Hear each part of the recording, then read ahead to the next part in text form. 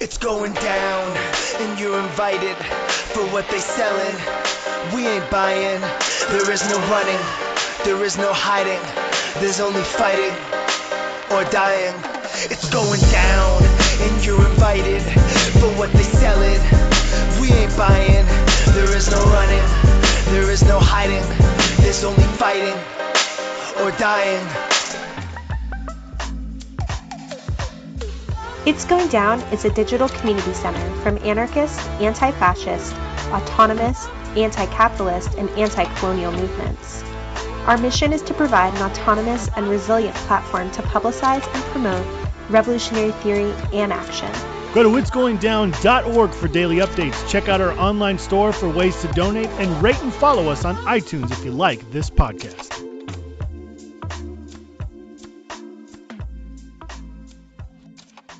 Hi, this is Peter Gelderloos, author of Anarchy Works, Worshipping Power, How Nonviolence Protects the State, and many other classics. Once again, back on It's Going Down podcast. Thanks for joining us, Peter. Always great to have you on. We're going to be talking about the situation as we enter a new era, supposedly, with Biden coming into office. There's a lot to talk about, everything from the storming of the Capitol to the coronavirus pandemic, which now has hit the grisly mark, at least in the so-called United States, of 400,000 deaths. And we're going to be talking about a lot of stuff today, and we're glad to have you on. But just to dive into it, I want to get your initial thoughts just as we enter the Biden era. You know, is this a new turning as the center and part of the left would have us believe, or at least a step forward? Or is this just going to be a continuation in a lot of ways? Or is it going to be a mix? I think it's going to be a mix. I mean, on the one hand, you know, it can certainly be relieving that, you know, we won't have to see Trump's god awful face in the media quite so often, and you know that's understandable. But yeah, it's important to also recognize the dangers of this moment. I think certainly we will see changes in a lot of the strategies that the state is using, different possibilities for capitalism to deal with its ongoing crisis, and then we'll see plenty of aspects of continuation. These could easily be famous last words. We might see a little bit less weirdness than you know we were kind of getting used to during the Trump era. But in the end, I wouldn't be at all surprised if 2021 were able to surprise us. But I think you will see a bit of a return to more standard modes of governance from Biden, which of course, you know, being the president of the United States, that obviously doesn't bode well for people in the U.S., for the rest of the world. You know, there's definitely going to be a resurgence of U.S. imperialism, for example. In some ways, was Trump a better opponent for social movements, just that he represented something so bad, but yet at the same time, just organizationally, he was just so inept in a lot of ways? I don't think we should think about it like that, if only because we don't get to choose our opponents. We have to deal with the system as it is, as we find it. But yeah, Trump was not a very intelligent person. He definitely put a whole lot of effort and enthusiasm into using the instruments of government to push a far right agenda, sort of as quickly as possible, but without putting really hardly any intelligent thought into how to create a transformation like that in the long term, and how to build power for a more far right agenda from the state in the long term. So he ultimately very clearly sabotaged himself. And so, you know, whereas his executive actions, you know, for example, among other things, caused a great deal of harm. He has placed the institutional right in the U.S. in something of a crisis, and he was often his own worst enemy. So that's certainly true. So, you know, one of the things that we have to be afraid of now, not afraid, one of the things we have to be concerned about now and conscious of now is the power of a more intelligent and a more unified government that's not working at cross purposes with itself so much. Do you think there will also be an effect under Biden, where a lot of people may have put some hope into him that things will change, but there will be sort of a reaction in a sense when things basically stay the same as there was under Obama? I mean, towards the end of Obama's term, we saw an explosion of stuff in the streets, whether it's Standing Rock or the prison strike, or, obviously everything that happened in Ferguson and Baltimore. Do you think there'll be a similar thing under Biden, or people are pretty aware of what they've got right now to begin with? I think it's a mix. I think there's a lot of people who are aware, a lot of people who have very much bought into this dream. I think some people will become disappointed with Biden's inadequacies as regards people's actual needs, working class people on the ground. There's a lot of people who will definitely become disappointed fairly soon, and there's other people who I think it depends a lot on the kind of outreach we do, the kinds of disruption that we're able to cause, the extent to which we're able to direct attention at things that certainly aren't going away, like the border regime and the immigrant detention centers, the bloated, completely monstrous prison system, pipeline projects, all of the green capitalist initiatives that are coming down the pipe. So a lot of it is up to anarchists and other anti-capitalists and how well we spread the word about about these different things. Because in terms of people's own experiences, when people are getting evicted from their own houses, obviously they're going to notice.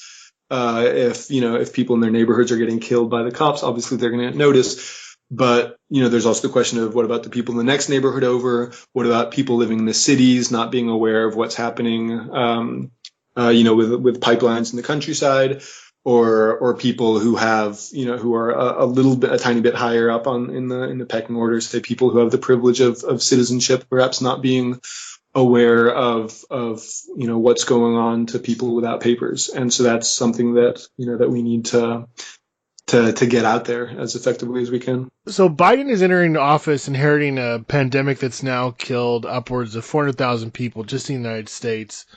And we're also still in a very potentially volatile economic situation. I just want to get your thoughts on that. That's been Biden's number one focus today with the executive actions the executive orders that he's pushing through. He's coming in broadcasting a message really to the world that this is going to be his priority, that he's going to turn this around. A large part of the reason for that is on an international stage. I mean, the U.S. has been the big loser with the COVID pandemic, and it is really absurd and immature to think about it like this. But states they're constantly thinking about their brand, especially the state that fashions itself as the world leader. So being the absolute worst in something was not a good look. And Biden has also from the beginning been sending signals to Europe, to the World Health Organization, and so on, with this message that America's back. So it really is, a more effective "Make America Great" campaign or like branding strategy than the one that Trump was able to roll out. So a large part of it is actually about trying to recover this absurd and very, very harmful idea of the U.S. being, the greatest country in the world, and all the rest. So to do that, they're obviously not going to be able to compete with, other countries that have much better stats on the pandemic. But at the very least, they have to make sure that the U.S. is not, the world leader in deaths and infections. And again, a large part of that is just for the look. A large part of that is just to be able to reclaim this imperialist mantle of world leader. Cause we have to remember that all of the liberals and progressives out there are just absolutely just indignant, and just like these extremely racist things were just oozing out of their mouths, like all, from, CNN to the Washington Post to the New York Times, how like on January 6th, they were just constantly saying, that this is the type of thing that, we're used to seeing in Iraq or, some African country. And, to see an election contested with violence in the United States is just terrible. So they were basically saying the same racist things that Trump was saying, but just with more polite language. And so, they're so indignant. They really want to improve their brand. Of course, the U.S. health system is quite a disaster. So there's really only going to be so much that they can do. Obviously, they will be able to turn around certain trends. They will be able to decrease death rates and infection rates, speed up vaccinations. I don't think it will be such a dramatic change for people on the ground, for poor people, for racialized people, for anyone without good health coverage, because with the kind of like privatized infrastructure that they have, there's only so much that they can do. But it will be a pretty big change in terms of the U.S. image. Both, and again, that will also make a big difference with like middle class people in the U.S. Who have better health coverage, who live in healthier conditions, who can, afford to work from home or not go into work all the time. They will probably begin to get a much more inaccurate view of how bad the situation is on the ground. Probably pretty quickly, they'll start to think that things are a lot better than they actually are. So that's, an important point of intervention. Not saying that, our strategy is to prioritize what more middle class people are thinking, but definitely to intervene in ways that create support, that creates resources for people most affected by the pandemic, and also that makes it so that those deaths and that suffering can't be swept under the rug. As for the recession, Wall Street has received Biden's election pretty optimistically. Growth forecasts for the U.S. economy are growing. I'm going to want to do like more in-depth research to look at, like the midterm prospects for that. Like right now, I'm not going to say with any confidence if I think, there will be another crash or another recession in the next 2 years or so. It's certainly possible that this year in general we'll see economic growth, but that usually takes a long time to trickle down. So there's again going to be a whole lot of suffering on the bottom, if we don't do things to stop it. As much over here in Europe as over there in the States and elsewhere. There's going to be a lot of evictions this year and all the rest. But again, at the level of image, at least for the time being, we're probably going to see, good statistics that will allow Biden to present this image of having turned things around. Well, we'll talk more about the pandemic in a bit, but I wanted to get your take on the storming of the Capitol and also all the talk that was leading up to it, including on its going down, about a possible coup. And I'm just curious your thoughts on, what does the storming of the Capitol say about the situation in the U.S. right now? And did people's predictions pan out in a certain way? I have strong opinions on this. Like one thing that I've said is, people are talking like, how do we refer to this? Is it a coup? Is it there's a lot of pushback against calling it an insurrection or a rebellion, because those are terms that we want, that we hold dear and that we want to keep connected to uprisings against racism, against capitalism, things that we value, and to not sully those terms by, by allowing, these right wingers to take it. And I think, that we do have a good term for referring to pretty much exactly what happened, on January 6th that puts it in its proper historical context. And that's a white riot. It was, a racist assault by, a bunch of very entitled, violent people who wanted to, preserve like a certain, racial and economic order that was most vociferously represented by Trump, even though in the long term, Biden might do a more stable job of upholding that same order. I think it's really important not to fall into the right-wing fantasies. I'm sure many of them imagined that they were making a coup, but I think we need to have a much more intelligent analysis than they have about the complexity of power, all the different layers of power. 100 years ago, like a successful coup needed to seize at least 4 strategic points in the capital city, with like the seat of government, the radio station, train station, barracks or arsenal, and just like, and that's already a simplification. But even then, they needed to be able to hold all those points in order to have like a serious shot at succeeding in a coup. And now governments are extremely more multi-layered. They're much more complex. Power is extremely more complexified. There would be, and this is just a totally like pulling it out of thin air sort of approximation or simplification. At least 100, if not 1,000 nodes of power that people launching a coup would need to hold. And they didn't get any more than one. Like Trump hadn't even thought about a media strategy for making sure that, they could seize the media or even just maintain access to the media, because he clearly didn't, have any understanding with Facebook, with Twitter, with Fox News, with the infrastructures that he would need to continue broadcasting his propaganda, his version of the truth, his exhortations to his followers, because pretty immediately he got booted from all the social media. Fox broke with him. They weren't even able to completely seize the Capitol, despite the very weak police resistance. So I'm sure the guy with the buffalo horns thought that he was launching a coup, but I just want to emphasize that we need to have a more realistic analysis of how power works, because we need to stay clear-headed, because these dangers are so real. Across the world, we're facing very, very serious dangers. So we need to know the difference between like a riot in which some people might get killed and like an actual possible dictatorship taking power. We need an evidence-based approach. When there are plans for an actual coup, then there's leaks, there's signs of military preparations, there are signs of different forms of coordination, and we saw none of that because there was none of that.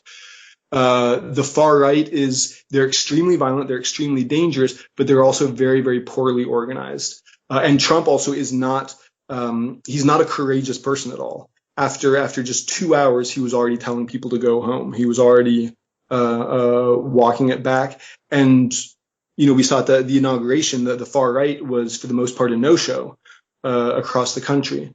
So they haven't had the organization to take the initiative. And it seems that they're quite lost once their would-be leader has gone silent. Now, that doesn't mean that they're not a threat. They're definitely a threat. They're definitely dangerous, but they're dangerous on a different level. And so it's really important to identify what level they're dangerous at and what kind of dangers the state presents to us. The state, the government definitely presents a major danger, but it's going to be a different kind of danger, and it's going to come in democratic forms, which I imagine we'll talk about in a minute.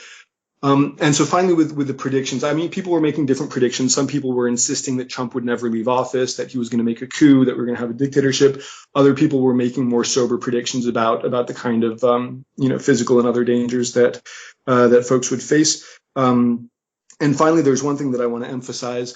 I'm not remembering the term right now, but there's a certain confirmation error where, like, for example, with the pandemic, if people take the appropriate precautionary measures, then the dangers of a pandemic won't manifest as much. And then there's the possible error that people will think, oh, I guess it wasn't that serious anyways. It was serious. It just didn't, its greatest danger didn't manifest because people did the right things. It's similar with fascists in the street.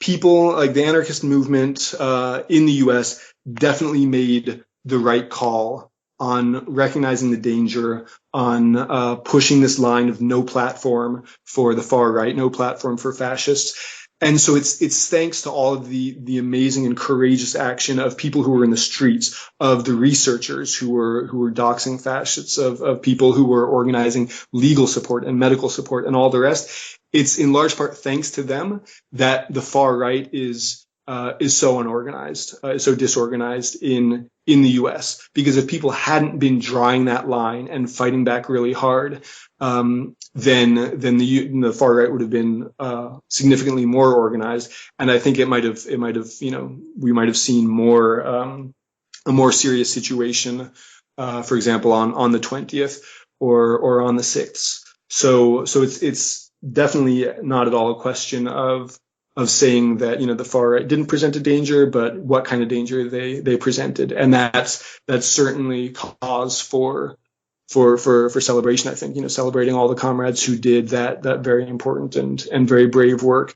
But also, people can live in like this state of panic only so long. It doesn't help us make good strategic decisions. I don't think it helped people thinking like, oh my God, there's about to be a coup, when there really was no evidence of that.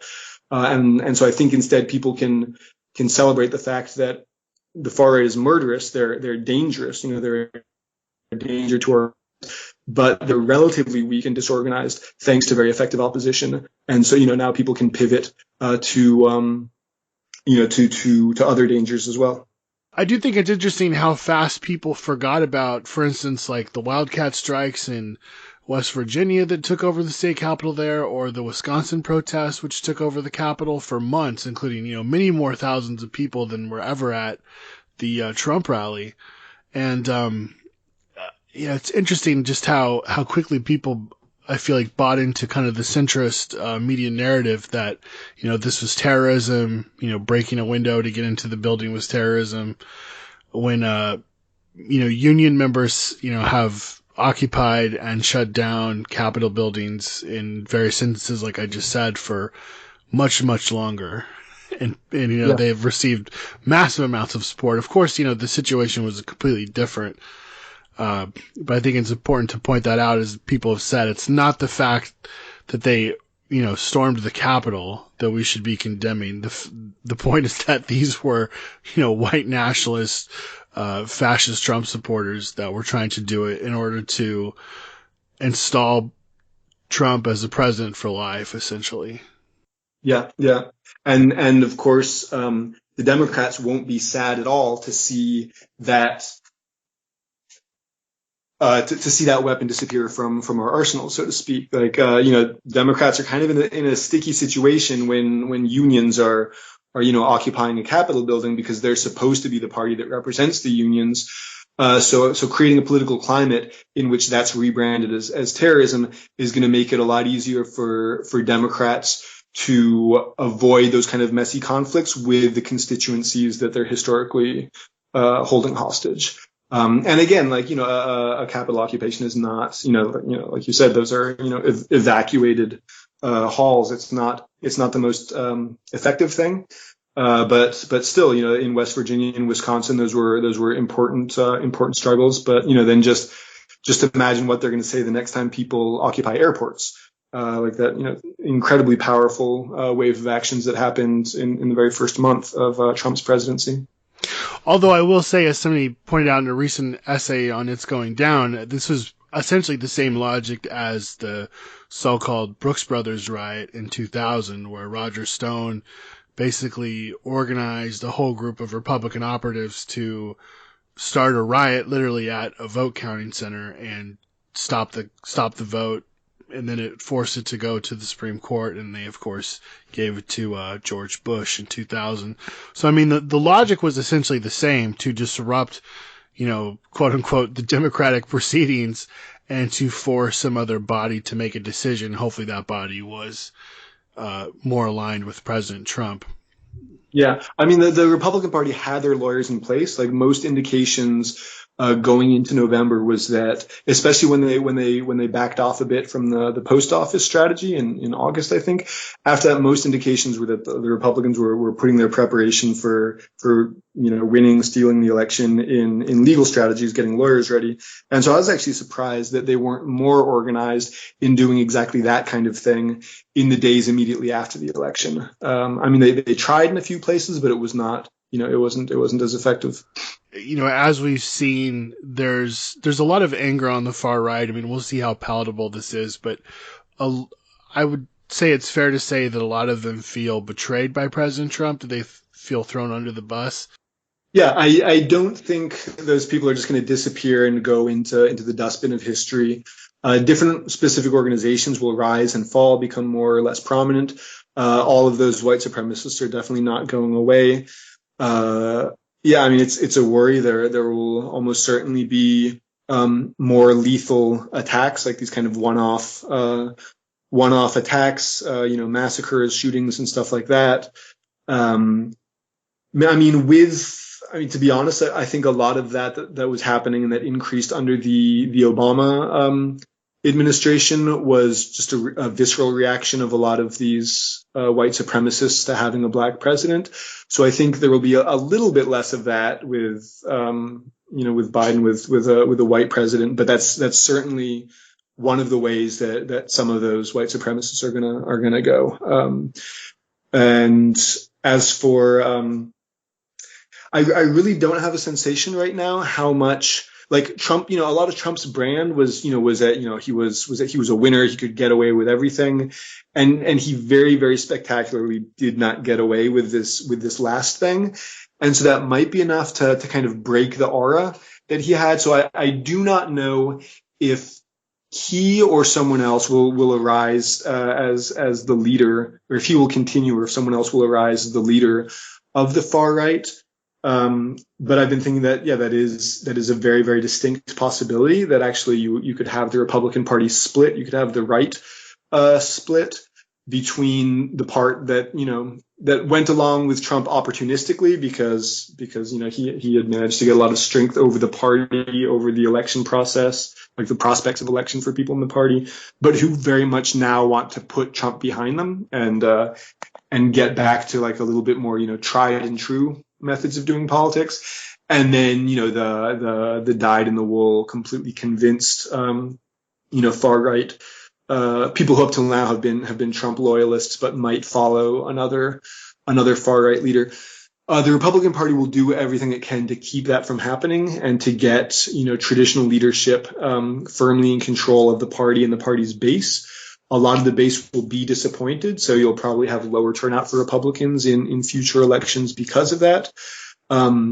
If the Republican Party splits, if some new party comes up, that's a danger because, again, you're going to be able to have these completely openly, unapologetically white supremacist, misogynist, far right positions that are given legitimacy in the media, that enter into the mainstream political discourse.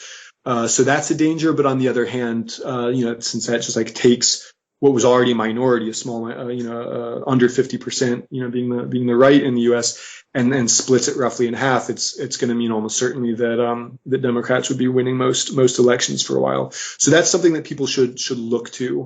Will the Republican Party succeed in preventing that defection and getting control over its base, or will that third party emerge in some form? Storming to the Capitol by the far right, there's been a lot of talk in centrists and other circles about pushing forward new domestic terror legislation. We've already seen 20 years of this play out. We don't need to rehash it. We saw everything under, the first Biden administration with Obama, everything that's happened, everything from designating Black Lives Matter, Black identity extremists to, a massive buildup of state powers like under the Patriot Act. So I'm just curious, what do you think about all this talk about more domestic terror legislation? It's definitely a danger. It's something people need to be paying attention to, need to be building opposition towards. And I think, we've already seen a lot of good voices, good analyses about, coming not just from anarchists, but also from the left about how it's a danger. And it's definitely not a coincidence that this is coming and has a high chance of being effective from a Democratic administration, from a center-left administration. In general, historically, left-wing governments are actually more effective at conducting repression, especially against anarchists in particular. Right-wing governments usually have to go much more extreme, like go to full dictatorships, which in themselves are quite destabilizing. They can be destabilizing towards like the normal functioning of capitalism, which doesn't mean obviously that capitalists will shy away from them, but if they can deal with things in other ways, then they might tend to do that. So So yeah, in general, left-wing governments are more effective at that kind of repression because they leave us more alone. We're more exposed when the group of people in opposition to the government is just revolutionary anti-capitalists. And also, the right wing is certainly not going to be criticizing them at all for increasing the repressive powers of the state, whereas the right wing does have to deal with some criticisms of, opportunistic leftists in government and the center who criticize them for being more repressive. But what I most want to say is people should be aware. People should talk about it. Should find ways to protest it and oppose it. But we shouldn't get scared. Fear is systematically it's one of the things that police forces count on. It's one of the most potent aspects of repression is making people afraid. There are a lot of really great texts out there analyzing the experiences from the Green Scare, from the grand jury resistance during the Obama administration. During the Green Scare, that repression was largely effective because of the ways the movement was more immature, less experienced, more isolated and exposed back in the aughts, and also looking at the people who were mostly targeted by the Green Scare, being active in the 90s, how they organized themselves in that even more isolated social context in the 90s. So that's what allowed the Green Scare to be so effective. And there's some really good analyses of what went wrong. And then on the other hand, the government was definitely trying to bring down possibly an even heavier repression against people who were participating in anti-police rebellions, other direct actions against banks, and so on and so forth, with various grand juries coast to coast. But people stayed really strong. It was a sign that the movement had learned its lessons, that people had gotten stronger. We had better structures. We were less isolated, and there was effective support. And so most of the grand juries failed in their repressive intentions. Another case from over here, Spain is one of the first countries to develop a very integral anti-terrorism politics. It has a very advanced anti-terror apparatus. It's been systematically arresting entire Basque villages and torturing generations of Basque youth to try to stop the Basque independence struggle since the 70s and before. It was very much a continuation of the fascist Franco regime. At a certain point in the last decade, the Spanish state decided that the new number one enemy of the state was the anarchist movement. They brought that anti-terrorist apparatus to bear against anarchists here. We had dozens of arrests, but people didn't get afraid. There was a tremendous response, very importantly also from non-anarchists standing in solidarity with us. And the anti-terrorist campaigns failed to isolate us.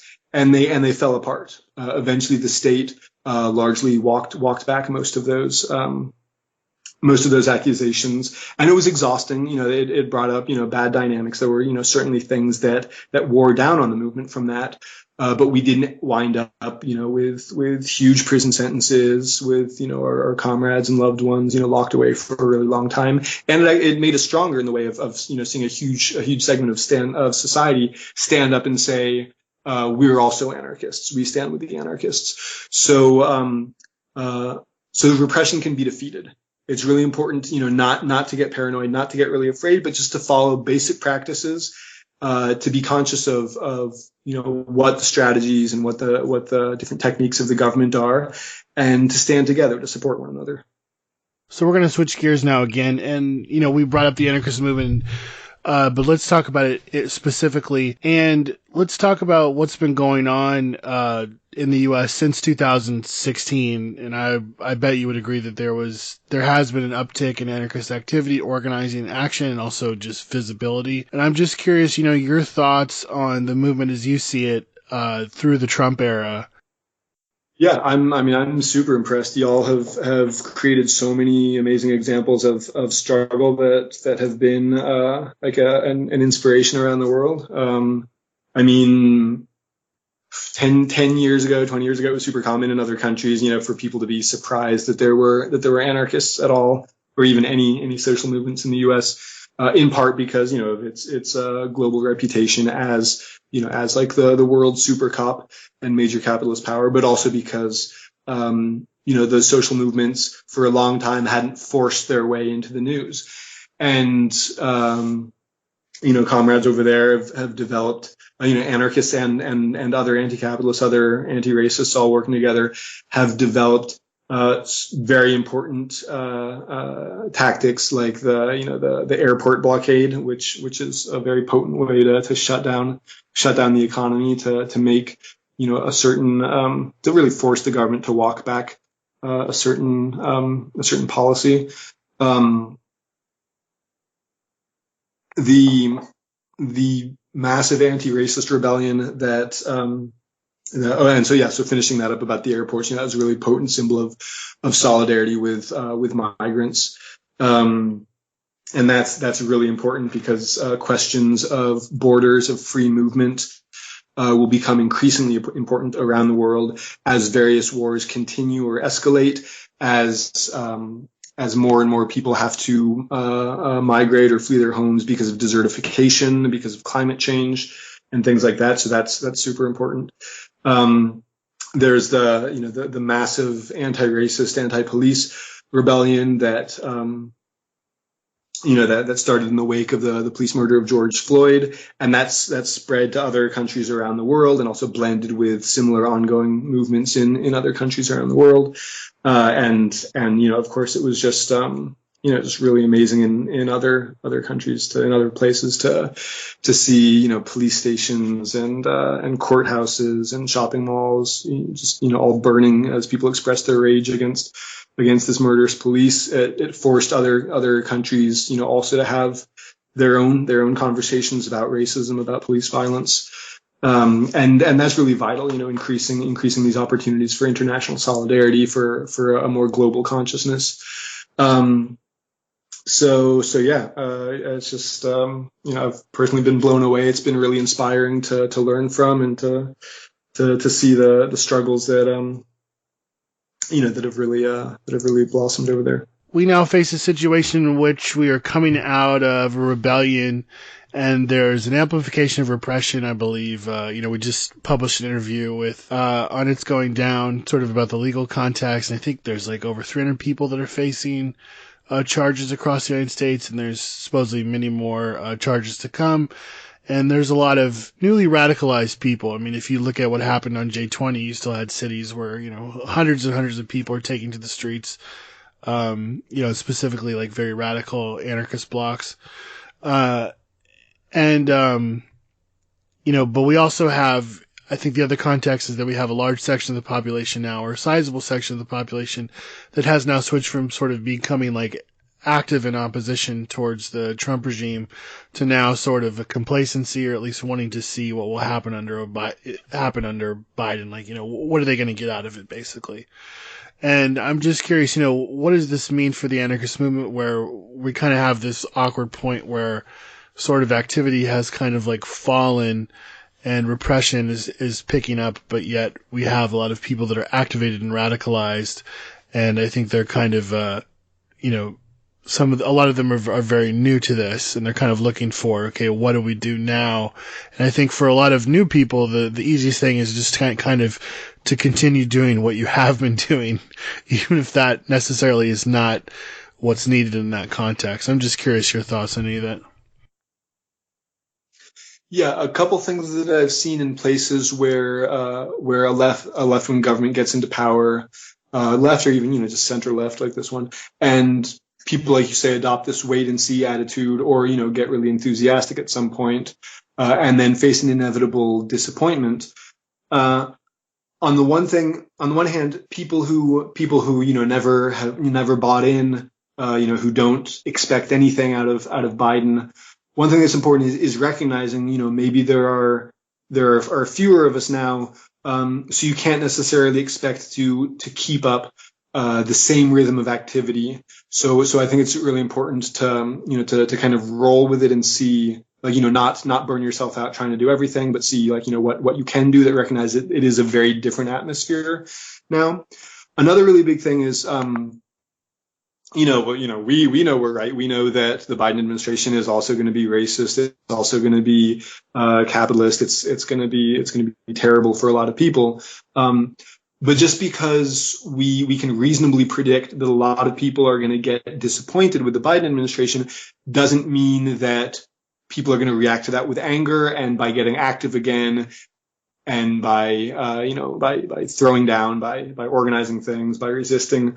A lot of times what really happens is that people just go through this like psychological withdrawal. It's just like too much for after, so many years of like this just openly, very exaggeratedly horrible right-wing government that you think, things might get better, and you see a lot of the same things change. People kind of stick their heads in the sand. They get depressed. They give up. So I think folks should be ready for that. Folks shouldn't just expect, all of, these disillusioned, progressives and semi-radicals to just come, charging back to the revolution. If folks don't find intelligent ways of articulating the struggle in these years, a lot of those folks are just going to burn out and give up. So I think a lot of it comes down to identifying fault lines of social conflict and struggle that remain every bit as valid and lucid or cogent, I guess, now as before. And things that, off the top of my head, things that come to mind are eviction defense. That's I think going to be very important. And it's, certainly hard to argue against. It's something that very much explains itself. Continued resistance and fighting back to police murders, to police racism and violence, because we know that that's not going away. And very recently that, has won a great deal of legitimacy from a huge part of the population, like the huge number of people who said that it was totally valid to burn down the police station in Minneapolis, people who started, sympathizing with looting or directly participating. And that's also important because that's an issue in which the Democrats and the Republicans are almost in the exact same place. Of course, the Democrats will have a lot of allies who will be in the streets, who will voice sympathy with the rioters, but then, try to bring them back to the flock. But the Democrats themselves, are not going to be able to express, those thoughts to quite that extent, especially when they're the ones in power, right? And so that, that's something that we want. We want people to see, where the Democrats and the Republicans are in the same camp. Self-organizing by migrants and solidarity with migrants against immigrant detention centers, against the border, indigenous struggles against pipelines. Those are things that they're not going away. The people who don't sympathize with those struggles, we don't want them on our side anyways. And it's where I think folks can make a difference and do important work.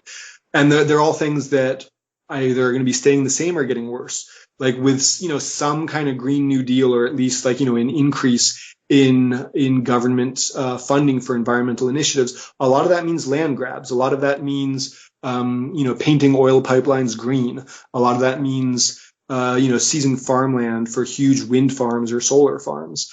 The green transition is going to be terrible for the land. It's going to be terrible for a lot of people who live on the land. And that's something, that's a place we need to be.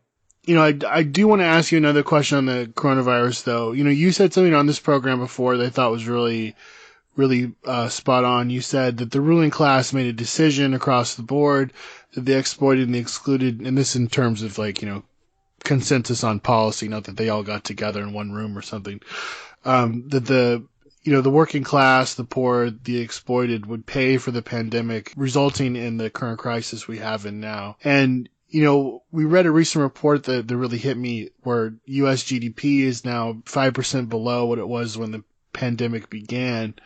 And I'm just curious, what does this tell us about capitalism and the state in 2021 that 400,000 people are dead, people are in lockdown conditions, and yet production is only 5% below what it was in February of 2020? I mean, first of all, a 5% drop in GDP is actually a pretty major recession. But again, if you look at it in more human terms, that is pretty astounding. And another thing that's important to keep in mind to put that figure in perspective is that, I would put my hand in the fire, and I did, and many other, like, not just me, obviously many anti-capitalists, the Black Rose Federation, many people were publishing things saying that another recession is inevitable. And so, if you were looking at the signs in 2019, a recession was going to happen anyways, right around early 2020. So even without the pandemic, a part of that economic decline would have happened. What it tells us, I mean, we can look at what the capitalists were saying themselves very, very explicitly. Like in the UK, some of them were even caught on record, and also some state level politicians in the US saying that the value of the human life lost to the pandemic would be less than the value of the economic losses associated with shutting down the economy to try to stop the pandemic. And when they're talking about value, when they're saying that we should let people die because we'll lose more money if we shut down the economy, which they were saying very literally and caught on record saying that, they're actually talking about value in a very, very exact scientific measured sense, because there's basically an entire industry. There's major branches of the insurance industry and of other industries that exist to calculate the value of a human life. How old are you? Where you live? What's your education? And for each of us, they have a dollar value of how much more value can we produce for the economy before we die? So therefore, an older person has less value, so it's less of a loss if we just let them die. A person who is, less educated or is working in a field where their value is not, or where their labor is not valued as much, they're worth less to the economy, and the economy doesn't lose out on as much if we just let them die. So they're completely pathological. They capitalists have absolutely the thinking of mass murderers. And I'm not just, saying that tangentially, and it's certainly not an exaggeration. There are people whose job it is to calculate the monetary value of each of us so that capitalists, bank managers, investment fund managers, politicians, insurance executives, and all the rest can decide whether it's worth their while or not to let us live. Like, these are the people who own the world.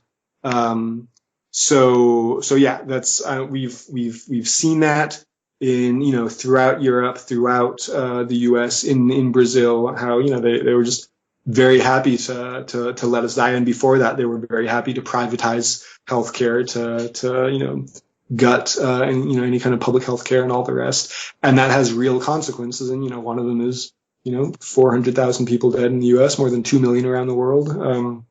So yeah, that's how capitalists think. It seems in mainstream politics we're going to continue to see this playing off of a notion of a culture war, and especially this supposed city versus rural divide. And of course there's a lot of class and racial implications in these kind of fantasies about how the world is divided. But I'm just curious if you have any insight on how anarchists or autonomous anti-capitalist movements might sidestep this kind of way of viewing the world and make connections with people across those paradigms. Yeah, I mean, first of all, not believing in it, reminding ourselves and reminding everyone else that a huge number of Trump supporters were wealthy people. A lot of the people who went to the Capitol on January 6th were business owners. They went there in private jets, and also for one thing, breaking this association of rural people with white people. Remembering that how there have been and continue to be a lot of really powerful indigenous struggles on the land, defending the water, fighting against pipelines, fighting against coal mines, that also, there's been, throughout the 20th century and continuing to the present, there's been, especially in the South, a huge conflict and an attempt to dispossess black farmers, to dispossess black people of the land. Like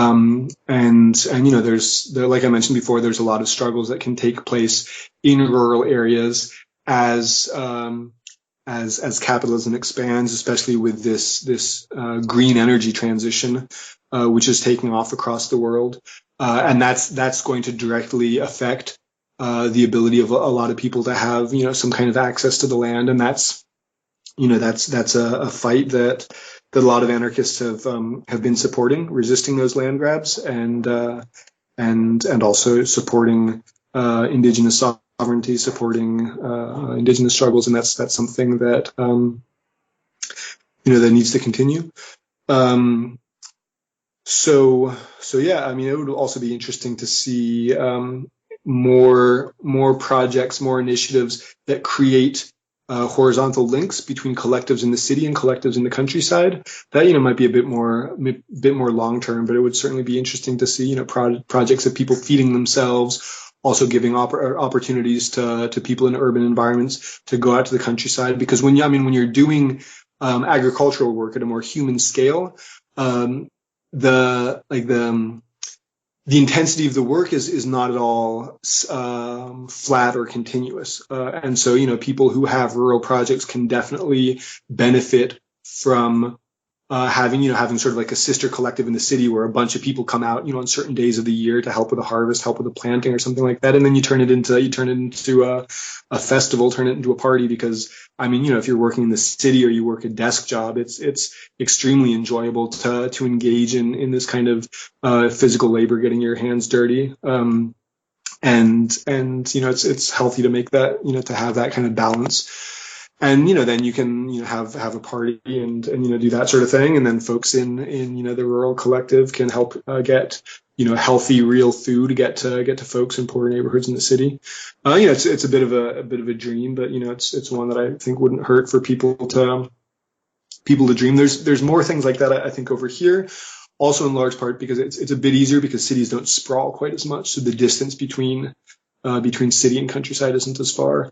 But yeah, I think it would be definitely useful to break some of this isolation of the countryside, which is very much, by the way, an objective of counterinsurgency social engineering for the state. Like throughout the second half of the 20th century, the state was making it a high priority, understanding peasant societies, understanding rural space, and restructuring rural space to empty it of people, to isolate it, to rationalize it, and all the rest. So it wouldn't hurt to have more fronts there, and to have more connections that break that divide between the city and the countryside. I'm just curious. You have an interesting vantage point because you have connections in different places. But I'm just curious, based on what you're seeing happening in other countries and other places, what things are you seeing in other geographies that different social movements, anarchists are engaging in, that people in the U.S. can really learn from?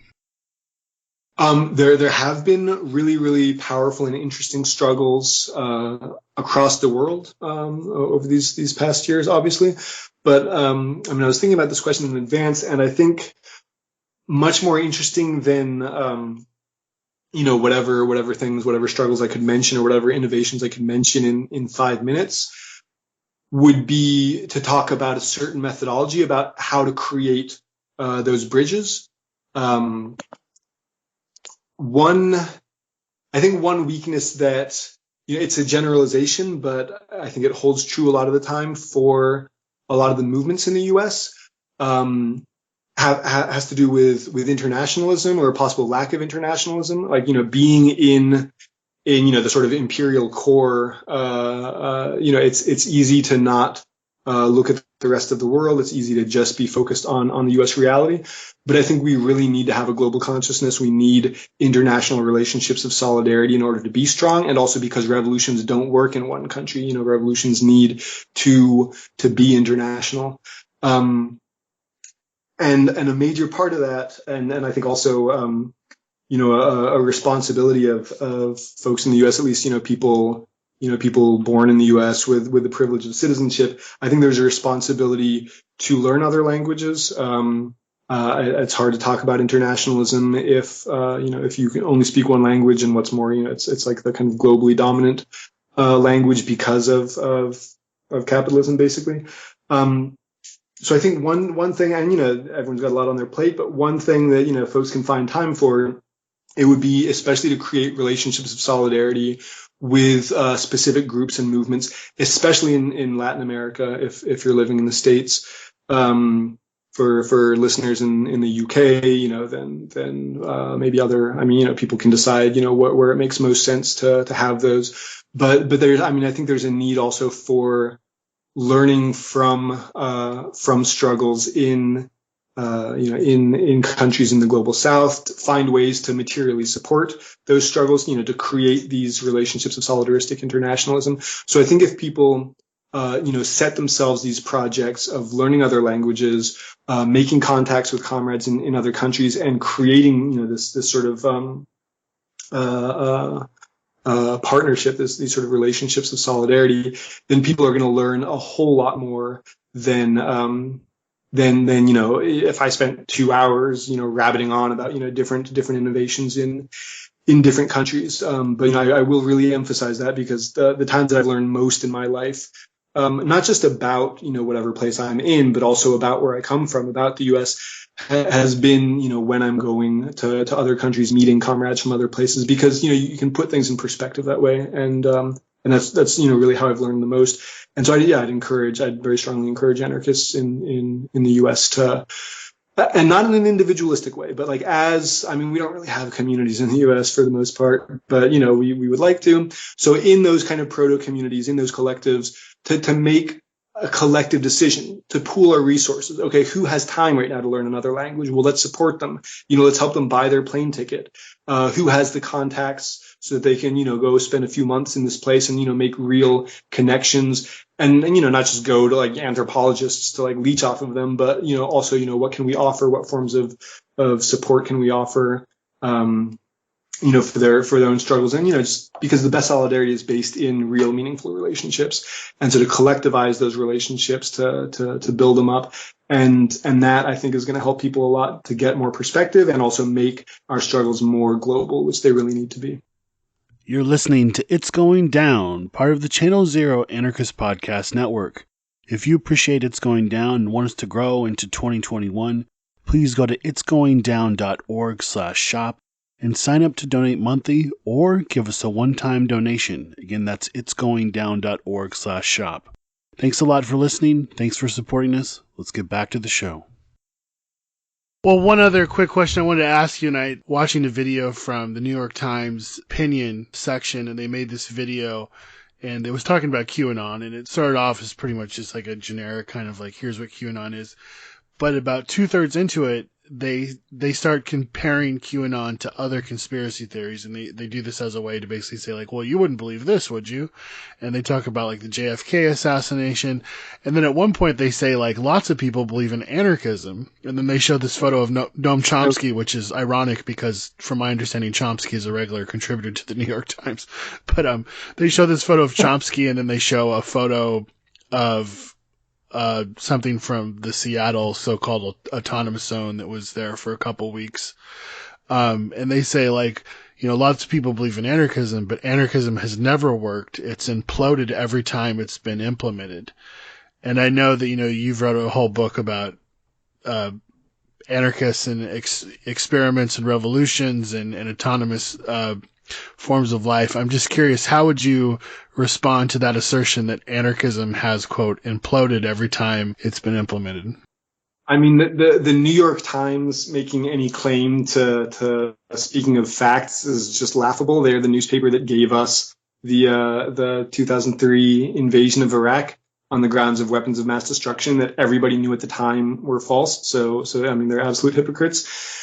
And I would add that it's not a coincidence that, on CNN and, different politicians, different commentators on January 6th were saying, these are anarchists, referring to the white supremacist rioters. And it's not a coincidence that the New York Times now is is, comparing us to a conspiracy theory, they're setting their sights on anarchists. They recognize the anarchist movement as a big threat, a big possible disruptor to this, democratic narrative of unification and social justice going forward. So that's, they're doing that very cynically, they're very aware of what they're doing.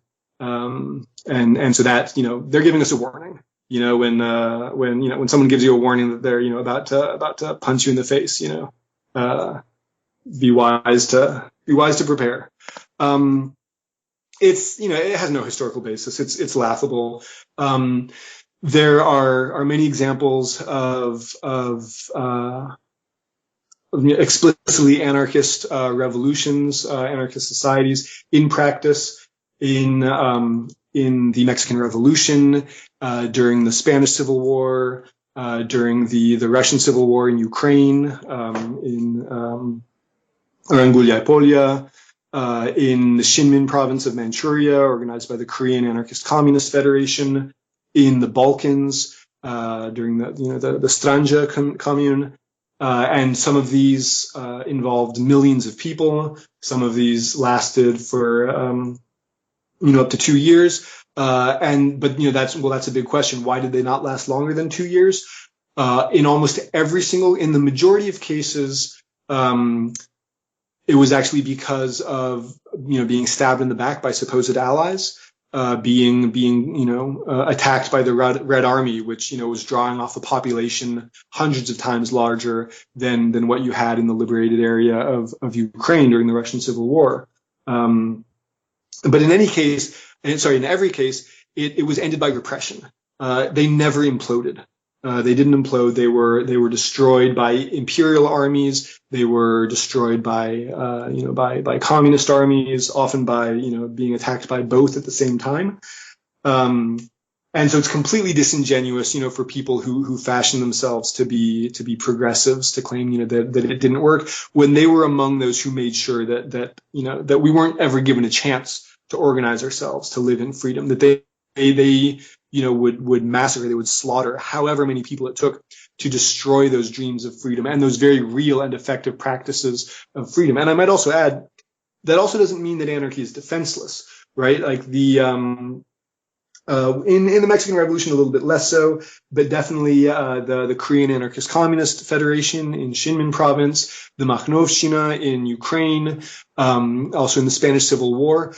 Voluntary anarchist fighting units, pound for pound, were more effective and sometimes extremely more effective than anyone else in the field. The only problem was, these were coming from, kind of like a more minority place where, it was a much smaller territory. It was a much smaller group that was organizing in an anarchist way. So we were, again and again outnumbered 1,000 to 1 and outgunned on an even greater scale, because the anarchist fighters in Ukraine, the only weapons they had were the weapons that they were able to steal from their enemies. So, and the fact that they won these crucial battles, without which the Red Army actually would have been defeated by the White Army, says a lot. Aside from early 20th century history, there's the fact that the vast majority of human history has been anarchic. If humans needed governments to survive, we would not exist currently as a species, because most of our history has been anarchic, has been without states, and states for the most part have not been a voluntary choice. People haven't adopted states because, oh, hey, look, that's more effective. They actually come with lower life expectancies, more disease, more wars, more violent wars, more poverty and starvation. The world is subject to state authority now because it was conquered. It was conquered at a very specific moment when, we don't have time to get into now, but there's been a whole lot written about this, where Europe found itself in a position where it had a lot of really, really major technological advantages. So that, in a nutshell, is why the state is a global structure. It's not because it works better. In fact, the state and capitalism have now brought us to the edge of the abyss. They're the first social system in human history that is giving us, the wonderful possibility of total annihilation, of extinction, and that's just the fact that they're still out there pretending that they're promoting something that works. is just ludicrous. But, I mean, anyone who takes the New York Times too seriously or takes them as, some harbinger of truth, I think, has forgotten a couple things. So, yeah. Awesome. Well, anything else you want to say or talk about or plug right now? Actually, yeah. Let me plug a book that's just coming out. It's a book that I translated, that I didn't write. It was edited and coordinated by Ricardo Vargas Golorons, originally in Catalan. Just coming out with AK Press in English, the translation I did. It's about Salvador Puig Antic and the Mil and the Olla. These were different armed groups that were struggling in the final years of the Franco dictatorship, the fascist dictatorship in Spain in the 70s, at a time when you had a growing wave of wildcat strikes, really huge, hundreds of thousands of workers, with creating their own assemblies, launching wildcat strikes, really one of the factors that forced the fall of the fascist regime. And these were people in these armed groups who were doing bank expropriations, getting money for clandestine literature, illegal literature, for, these study groups that the workers were organizing in order to be able to, kind of identify more effective strategies to educate themselves. Also, expropriating banks, getting money for strike funds, for, to support families of those who were arrested, those who were killed. So basically a way to use stronger and also direct action tactics to support this large anti-capitalist struggle to make it stronger. And so I think it's something that's definitely relevant for today. It's not just ancient history. It gets into a lot about how, what people learned from struggles in a different era, about the relationship between fascism and democracy, ways to support anti-capitalist struggles, and all the rest. And so, yeah, so I'd encourage people to check that out on Salvador Puig Antic on AK Press. This has been the It's Going Down podcast. Check itsgoingdown.org for daily updates, columns, action reports, and news. Go to itsgoingdown.org/shop to support us, and follow us on all social media platforms. IGD, your daily resource for insurgent proletarian life.